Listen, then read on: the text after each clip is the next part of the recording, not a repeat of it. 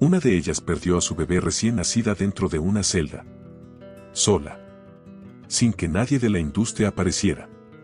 Otra pagó a un desconocido para que se casara con ella. Y ese desconocido la entregó. Una más fue acusada de haber planeado el asesinato del hombre que la hizo famosa. Y varias sonreían en la pantalla mientras la ley ya las tenía en la mira. México las aplaudió. Las idolatró. Compró sus discos, siguió sus telenovelas, repitió sus nombres como si fueran parte de la familia. Pero detrás de esa imagen había secretos que ningún publicista pudo enterrar para siempre. Hoy vamos a hablar de 10 famosas mexicanas, actrices, cantantes, conductoras, que la fama no pudo salvar de lo inevitable. Algunas pisaron la cárcel. Otras rozaron la sentencia. Y unas pocas, todavía creen que nadie sabe lo que realmente hicieron. Quédate hasta el final. Porque el número 1 es el caso más oscuro, más silenciado y más perturbador de toda esta lista. Trabajaba frente a las cámaras. Sonreía. Saludaba al público. Y según la Fiscalía Mexicana, también planeaba un asesinato. Paola Durante era la edecán del programa más popular de TV Azteca a finales de los 90. Una tras otra, conducido por Paco Stanley, era un fenómeno de rating. Millones de mexicanos la veían cada mañana. Era joven, guapa, carismática. El tipo de figura que México adoptaba sin preguntar nada. El 7 de junio de 1999 cambió todo. Paco Stanley fue acribillado a la salida del restaurante El Charco de las Ranas en la Ciudad de México. Fue uno de los asesinatos más impactantes en la historia de la televisión mexicana. El país entero se paralizó. Y pocos días después, el nombre de Paola Durante apareció en los expedientes. Las autoridades la señalaron como autora intelectual del crimen. La acusación era brutal. Supuestamente se había reunido con líderes del cártel de Colima para planear la muerte de Stanley y habría usado su posición en el programa para facilitar todo. El 27 de agosto de 1999 fue trasladada al reclusorio femenil.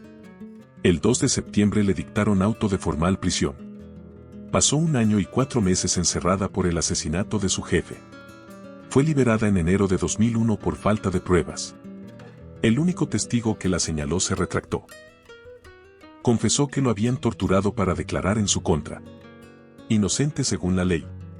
Destruida según la realidad. Su carrera nunca volvió a ser lo que fue. Y en 2026, 25 años después, exinternas del penal salieron a declarar que Paola había recibido trato preferencial dentro de la cárcel. Paola lo negó llorando en televisión. Algunos casos no terminan cuando te abren la puerta de la celda. El siguiente nombre también estuvo en ese mismo mundo del espectáculo. Pero su historia es aún más oscura, porque ella no era la acusada. Era la cómplice. Sergio Andrade la encontró siendo menor de edad. Le prometió fama. Le prometió una carrera. Le prometió el mundo. Y ella le creyó. María Raquel Portillo, conocida como Mare Boquitas, comenzó su carrera en el grupo Boquitas Pintadas junto a Gloria Trevi bajo la dirección de Andrade. Era joven, talentosa y completamente atrapada en la red que ese hombre había construido durante años. Eventualmente se convirtió en su esposa. Y cuando la justicia mexicana comenzó a investigar el llamado clan Trevi Andrade por secuestro, trata de personas, corrupción de menores y violación, el nombre de Mare Boquitas estaba en todos los expedientes. El 13 de enero del año 2000, la policía de Río de Janeiro los detuvo a todos. Habían estado prófugos 10 meses. Buscados por Interpol. Moviéndose entre Brasil, Argentina y España como fantasmas. Mary Boquitas pasó años en prisión antes de ser absuelta en 2004 y reconocida como víctima del mismo hombre con quien se había casado. Años después, en una entrevista, comparó el encierro de la pandemia con lo que vivió dentro de esa relación y dentro de esa cárcel. Fue la misma sensación, dijo. Nadie en el programa de televisión donde alguna vez brilló hizo nada por ella. La industria que la lanzó fue la misma que la olvidó cuando más la necesitaba. Y hablando de olvido. El siguiente caso involucra a una mujer que creyó que Hollywood la esperaba. Lo que la esperaba era el as. Quería conquistar Hollywood. Y casi lo logra. Fernanda Romero empezó su carrera en México con telenovelas en TV Azteca y Telemundo. Eternamente tuya. La ley del silencio. Tenía el look, tenía el talento, tenía la ambición.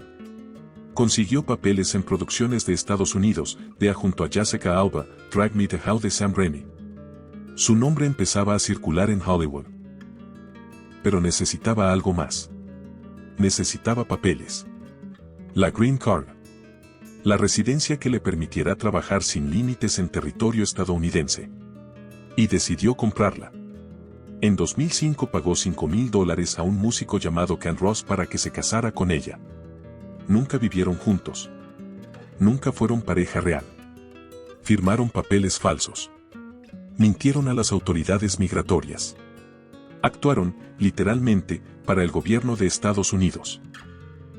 Lo que Fernanda no calculó fue lo que pasaría cuando la relación terminara.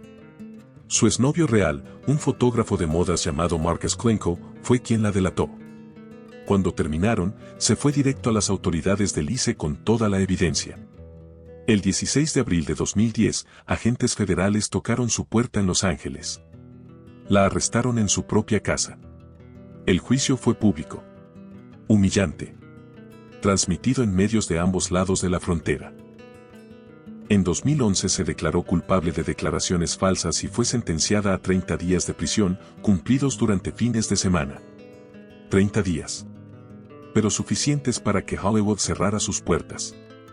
La carrera que había construido con tanto esfuerzo, y con un matrimonio falso, se derrumbó en cuestión de semanas. A veces uno no llega a ver todo eso si no pasas por lo más feo, declaró años después en una entrevista. Lo más feo ya había pasado. Y nadie la estaba esperando del otro lado. La siguiente historia regresa a México. Y es más grande, más escandalosa y más perturbadora que cualquiera de las anteriores. El Ministerio Público pidió 34 años de cárcel para ella. 34 años. Por una mujer que había llenado estadios. Que había vendido millones de discos. Que era, sin exageración, la artista mexicana más taquillera de su generación. Gloria Trevi era un fenómeno que México no había visto antes. Irreverente. Provocadora. Libre.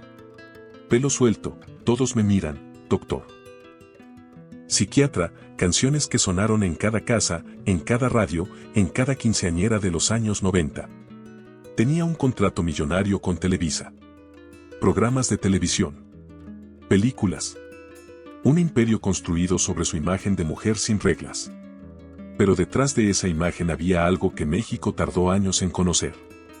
En 1998 estalló el escándalo. El llamado Clan Trevi Andrade, una red controlada por su manager y pareja Sergio Andrade. Fue acusado de secuestro, trata de personas, corrupción de menores y violación. Las víctimas eran jóvenes, algunas de apenas 13 años, captadas con promesas de fama y contratos artísticos. Gloria lo negó todo. Y huyó. Durante 10 meses, ella, Andrade y el resto del clan vivieron como fantasmas. España. Argentina. Brasil. Buscados por Interpol en varios países mientras México ardía de indignación. El 13 de enero del año 2000 los encontraron en Río de Janeiro. Esposada. Fotografiada. Transmitida en televisión nacional. Lo que vino después fue peor. En Brasil, ya detenida, Gloria quedó embarazada de Andrade dentro de la cárcel. Un escándalo dentro del escándalo. El sistema penitenciario brasileño quedó en evidencia. Su bebé, un niño llamado Ángel Gabriel, nació entre rejas. Pero antes de eso había nacido otra bebé. Ana Dalai. Su primera hija. Concebida también en ese infierno. Muerta a las 4 semanas de nacida, en 1999, de presunta muerte de cuna. Una madre. Una celda. Un bebé muerto. Gloria Trevi fue extraditada a México en diciembre de 2002 y recluida en el Centro de Readaptación Social de Chihuahua. Desde su celda escribió un libro. La fiscalía exigió la pena máxima. Pasó 4 años, 8 meses y 8 días en prisión. El 21 de septiembre de 2004 un juez la declaró libre. Sin pruebas suficientes, dijo. Absuelta. México la recibió de vuelta. Aplaudió su regreso. Compró sus discos nuevamente. Pero la historia no cerró ahí. En 2022 surgieron nuevas denuncias en California. En 2025 se reveló que el juez que la absolvió en 2004 no tenía cédula profesional válida. El caso podría reabrirse. 30 años después del inicio del escándalo, el nombre de Gloria Trevi sigue en los expedientes. Algunos fantasmas no desaparecen aunque un juez diga que sí. Antes de continuar, si estas historias te están impactando, regálanos un like para que lleguen a más personas. Y quédate, porque lo que viene es todavía más difícil de creer. La siguiente mujer nunca pisó la cárcel. Pero vivió algo que muchos consideran peor, ser señalada ante todo México sin poder defenderse completamente. La llamaban el bombón asesino. Y resulta que la palabra asesino no era solo un apodo. Ninel Conde fue durante años uno de los rostros más reconocibles del espectáculo mexicano. Actriz, cantante, modelo. Participó en telenovelas de Televisa, lanzó discos, apareció en portadas. Era el tipo de figura que México consumía sin cuestionarse nada, porque su imagen estaba perfectamente construida para no dejar espacio a las dudas. Pero en 2021 la periodista Anabel Hernández publicó el libro Emma y las otras señoras del narco. Y el nombre de Ninel Conde apareció en sus páginas. Según la investigación de Hernández, entre 2007 y 2008 Ninel Conde habría mantenido una relación sentimental y económica con Arturo Beltrán Leiva. Uno de los capos más sanguinarios del narcotráfico mexicano, líder del cártel que llevaba su nombre, responsable de cientos de muertes. El bombón asesino y el asesino real. Ninel lo negó. Demandó a la editorial. Llevó el caso a los tribunales. Pero la demanda no borró las páginas. No deshizo las investigaciones. No apagó el escándalo que la siguió durante años. Nunca fue detenida. Nunca estuvo frente a un juez penal. Pero en el tribunal de la opinión pública. El único que en México nunca cierra, el veredicto ya estaba escrito. Su nombre quedó unido para siempre al de un capo.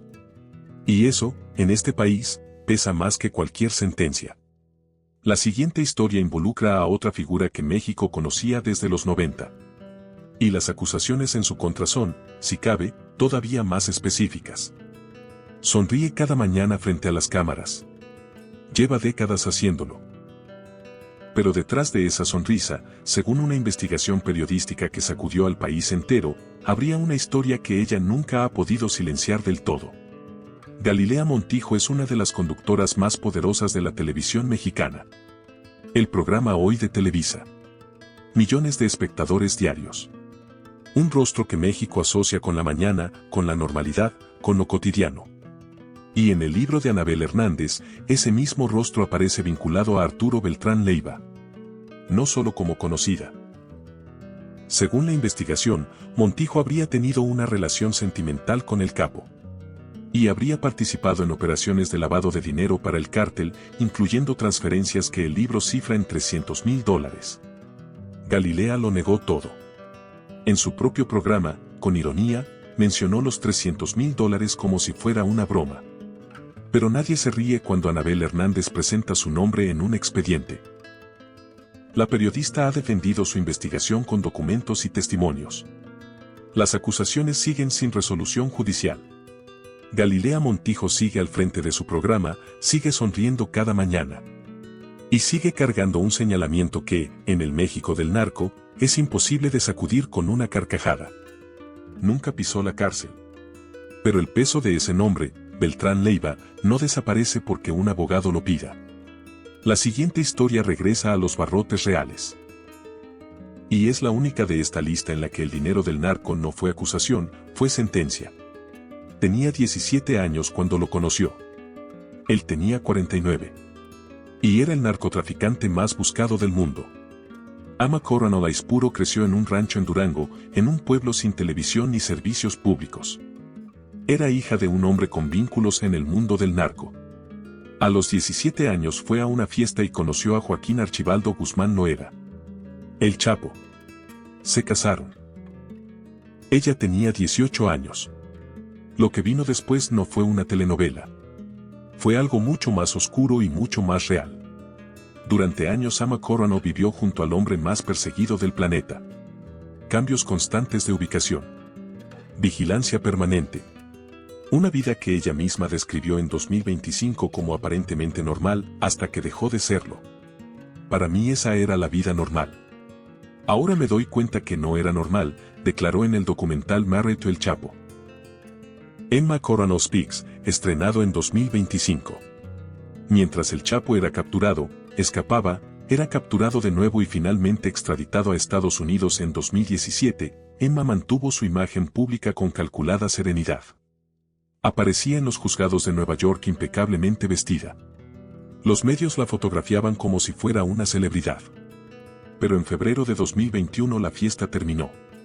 Agentes federales la arrestaron en el Aeropuerto Internacional Dulles de Virginia. Los cargos eran directos y devastadores: conspiración para traficar cocaína, metanfetaminas, heroína y marihuana hacia Estados Unidos. Participación activa en las operaciones del Cártel de Sinaloa.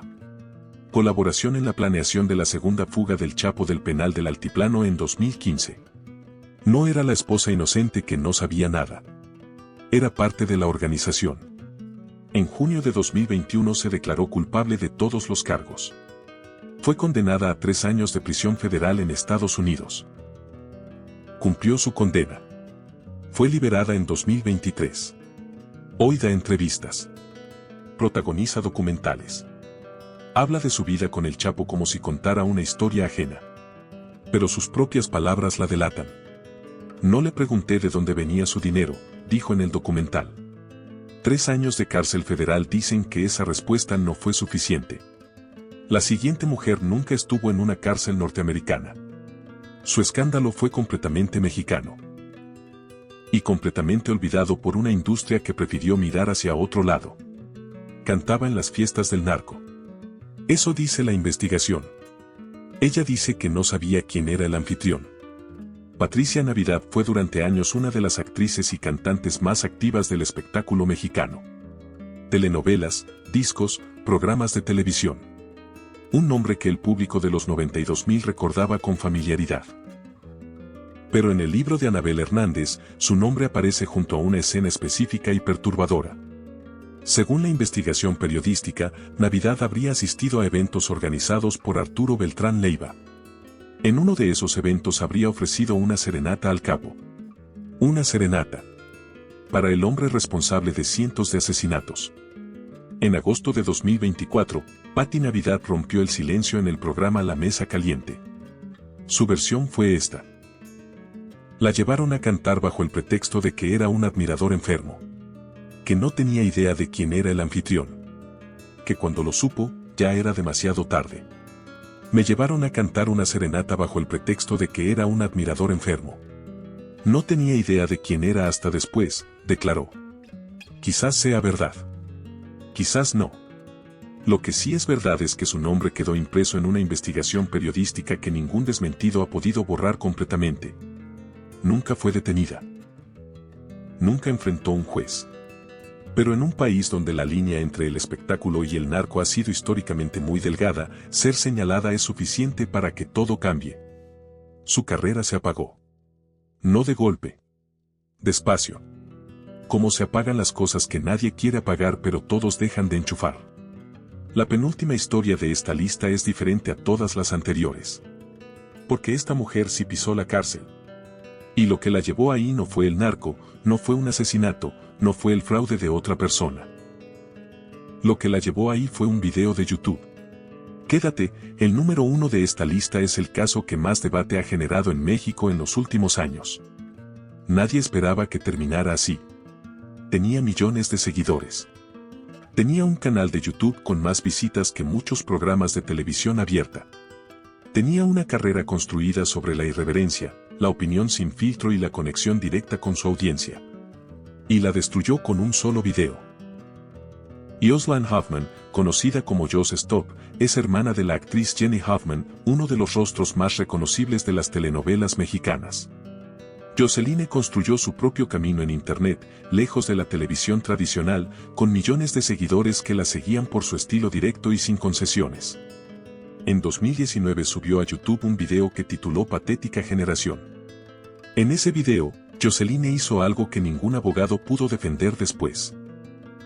Mostró imágenes de una menor de edad siendo agredida sexualmente. La menor, identificada como Ainara, había sido víctima de abuso sexual en una fiesta en 2018, cuando tenía menos de 18 años. El video de la agresión existía. Y Joseline no solo lo tenía. Lo subió a su canal de YouTube frente a sus millones de seguidores. Con comentarios. Con opiniones. Con su nombre encima. El 29 de junio de 2021, agentes de la Fiscalía tocaron la puerta de su casa en la Ciudad de México. La sacaron esposada. Fue trasladada al Centro Femenil de Reinserción Social de Santa Marta, Catitla, el mismo penal donde años antes había estado recluida la hija de la actriz Regina Torne. Los cargos: pornografía infantil y violencia equiparada. Permaneció encerrada 5 meses. En noviembre de 2021 salió por un acuerdo reparatorio. Ofreció disculpas públicas a Ainara. El delito fue reclasificado como discriminación. Pero el proceso legal continuó durante 3 años y 5 meses más. En enero de 2025 fue finalmente absuelta. Perdí mi libertad. Nunca me lo hubiera imaginado, declaró al salir de la cárcel en 2021. 5 meses privada de la libertad. 3 años de proceso. Una carrera que jamás volvió a ser lo que fue. Todo por un video que nunca debió existir. Y llegamos al número 1. El caso más grande. El más oscuro. El que más de 30 años después sigue sin cerrarse del todo. Espera. Ya hablamos de Gloria Trevi en el número 4. Pero lo que dijimos ahí fue solo la superficie. La verdad completa es más oscura. Más perturbadora. Y mucho más difícil de procesar. Porque Gloria Trevi no fue solo una artista que cayó en desgracia. Gloria Trevi fue el centro de la red de trata de personas más escandalosa en la historia del entretenimiento mexicano. Y hasta hoy, en 2026, el caso sigue abierto. Volvamos al principio. Gloria de Los Ángeles Treviño Ruiz tenía 15 años cuando conoció a Sergio Andrade. Él tenía casi 30. Le prometió una carrera. Le prometió el mundo. Y cumplió, pero a un precio que nadie calculó hasta que fue demasiado tarde. Para los años 90, Gloria Trevi era imparable. Pelo suelto. Zapatos viejos. El rey de todo mi mundo. Canciones que definieron una década. Conciertos llenos. Un contrato millonario con Televisa por 6 años. Películas. Programas de televisión. Una presencia que llenaba todo el espacio disponible en la cultura popular mexicana. Nadie sospechaba lo que pasaba detrás. O nadie quería ver. Porque la Academia Musical de Sergio Andrade no era una academia. Era un trampa. Jovencitas de 13, 14, 15 años, reclutadas con promesas de fama, de contratos, de cercanía con la estrella. Castings que incluían desnudos. Contratos que nunca llegaban. Y una vez adentro de ese círculo, la salida era casi imposible. Gloria era el anzuelo. Era ella quien las convencía. Quien las invitaba. Quien les decía que Sergio Andrade era la puerta al éxito. Eso dijeron las víctimas. Eso dijo Aline Hernández en su libro La Gloria por el Infierno, publicado en 1998. Y cuando el libro salió, Gloria no se quedó callada. Salió a los medios a defender a Andrade. A negar todo. A atacar a Aline Hernández públicamente. Y después desapareció. 10 meses prófuga. Buscada por Interpol. Moviéndose como sombra entre países mientras México exigía respuestas. Cuando la encontraron en Río de Janeiro en enero del año 2000, ya era demasiado tarde para contener el daño. Pero lo que nadie esperaba fue lo que pasó después. Dentro de la cárcel brasileña, Gloria quedó embarazada de Sergio Andrade. Embarazada. En prisión. Del mismo hombre que estaba siendo juzgado por violar y secuestrar menores de edad. El escándalo dentro del escándalo sacudió a Brasil y a México al mismo tiempo. El sistema penitenciario brasileño quedó en evidencia total. Y Gloria usó al bebé, un niño llamado Ángel Gabriel, nacido entre rejas, como argumento legal para no ser extraditada. Argumentó que su hijo era ciudadano brasileño. que no podía separarse de él. Los tribunales brasileños rechazaron el argumento. En diciembre de 2002 fue extraditada a México. Ingresó al Centro de Readaptación Social de Chihuahua. Desde su celda, escribió un libro. La fiscalía pidió 34 años de prisión. Pasó 4 años, 8 meses y 8 días encerrada. El 21 de septiembre de 2004, un juez la declaró libre. Sin pruebas suficientes. Absuelta. México la recibió de vuelta. Le aplaudió. Le compró discos. Le perdonó. O fingió hacerlo.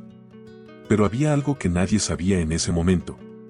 El juez que la absolvió, Javier Pineda Sola, no tenía cédula profesional válida. No estaba legalmente habilitado para impartir justicia. Lo que significa que la absolución de Gloria Trevi podría no tener validez legal. En 2022 llegaron nuevas denuncias desde California. 2 personas acusaron a Gloria y a Andrade de haberlas preparado para convertirse en esclavas sexuales cuando eran menores de edad en los años 90. En 2025 se reveló la irregularidad del juez. El caso, que parecía cerrado desde hace 20 años, podría reabrirse. 30 años de historia. 4 años y 8 meses de cárcel. Una absolución que quizás nunca debió existir. Y una carrera que México decidió perdonar antes de saber toda la verdad. Eso es lo más perturbador de todo. No lo que hizo, sino lo fácil que fue olvidarlo. 10 nombres. 10 historias que México conoció a medias, o prefirió no conocer del todo. Algunas de estas mujeres estuvieron en una celda real. Frías. Concreto. Barrotes. Otras rozaron la sentencia sin que la ley las alcanzara del todo. Y unas pocas siguen ahí afuera, sonriendo en pantalla, dando entrevistas, actuando como si nada hubiera pasado. Pero algo tienen en común todas ellas. La fama no la salvó. La fama nunca salva. En este país, y en cualquier otro, el nombre en los créditos de una telenovela no borra un expediente. El REREN no cancela una orden de aprehensión. Y los aplausos del público no limpian lo que los jueces, los periodistas y las víctimas ya pusieron por escrito. México las idolatró. México las consumió. Y cuando cayeron, México siguió cambiando el canal. Eso quizás es lo más oscuro de toda esta historia. No ellas. Nosotros. ¿Cuál de estas historias te impactó más? Comenta el número del personaje que más te sorprendió. Y si ya conocías todos estos casos, comenta ya lo sabía. Porque en los comentarios siempre hay alguien que sabe más de lo que dice.